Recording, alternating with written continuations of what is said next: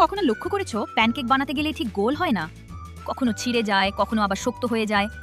আজ আমি তোমাকে দেখাবো একদম সহজ সমাধান। নিখুঁত পাতলা আর গোল প্যানকেক বানানো আসলে মোটেও কঠিন না। একটি বড় বাটিতে পরিমাণ মতো ময়দা নাও। এরপর অল্প অল্প করে জল যোগ করে মাখতে শুরু করো। ময়দাটা এমনভাবে মাখবে যেন সেটা খুব শক্তও না হয়, আবার খুব নরমও না। ভালো করে কিছুক্ষণ মাখলে ময়দা মসৃণ হয়ে যাবে। এই ধাপটাই সবচেয়ে গুরুত্বপূর্ণ। এবার ময়দাটাকে লম্বা করে রোল করো। তারপর সমান সমান ভাগে কেটে নাও। আমি আমারটা 16 ভাগে ভাগ করেছি, তুমি চাইলে কম বা বেশি ভাগও করতে পারো।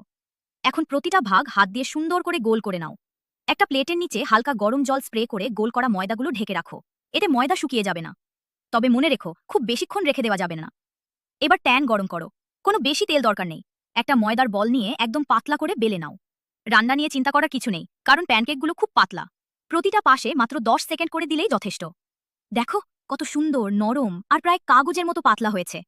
এখন তুমি চাইলে এগুলোতে মাংস, সবজি, ডিম বা যে কোনো ফিলিং দিয়ে রোল করতে পারো। খেতেও দারুণ, বানাতেও খুব সহজ। একবার বানালে বারবার বানাতে ইচ্ছে করবে। আমি তো সত্যিই এগুলো খুব ভালোবাসি। ভিডিওটা যদি তোমার কাজে লাগে তাহলে লাইক দাও আর শেয়ার করো। এমন আরও সহজ আর মজার রান্নার ভিডিও পেতে ফলো করো। আর কমেন্টে জানাও তুমি কোন ফিলিং দিয়ে এটা ট্রাই করবে।